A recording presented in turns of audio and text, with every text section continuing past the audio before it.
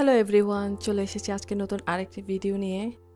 তো ফার্স্টে আমি চলে যাব বায়োজেনে আমার একটি ট্রিটমেন্টের অ্যাপয়েন্টমেন্ট রয়েছে। জানি না কতক্ষণ লাগবে, তবে এক্সপেক্ট করছি যেন খুব তাড়াতাড়ি শেষ করে চলে যেতে পারি। লাকিলি আজকে তেমন ভিড় ছিল না, যাওয়ার পরই সঙ্গে সঙ্গে আমি আমারটা পেয়ে গিয়েছিলাম। কাজ শেষ করে চলে গিয়েছিলাম পাশে থাকা খানাজে। আমি এখানে ট্রিটমেন্ট নিতে আসলে অলমোস্ট সবসময় আমার এখানে এসে খাওয়া হয়। যাই হোক, বাসা থেকে মাত্রই দুপুরের খাবার দাবার খেয়ে বের হয়েছিলাম, সেই জন্য তেমন কিছু অর্ডার করিনি, জাস্ট কিছু বেভারেজ নিয়েছিলাম ট্রাই করার জন্য। আর তার সাথে নিয়েছিলাম ফ্রেঞ্চ ফ্রাই। সবগুলো ফুডই মোটামুটি বেশ ভালো ছিল, শুধুমাত্র অজি ম্যাঙ্গোটা ছাড়া। যাই হোক, ছোট করে তোমাদেরকে একটি ফুড রিভিউ দিয়ে দিলাম। এরপর রওনা হলাম সোজা বাসার উদ্দেশ্যে, কিন্তু পথে আমার পার্সোনাল ড্রাইভার খেতে চাইলো ফুচকা। ওয়ারিতে রাস্তার পাশে এই ফুচকার দোকানটি, আর এখানে আমরা আগেও খেয়েছি, তো ভাবলাম ঠিক আছে তাহলে এখান থেকেই খেয়ে যাওয়া যাক।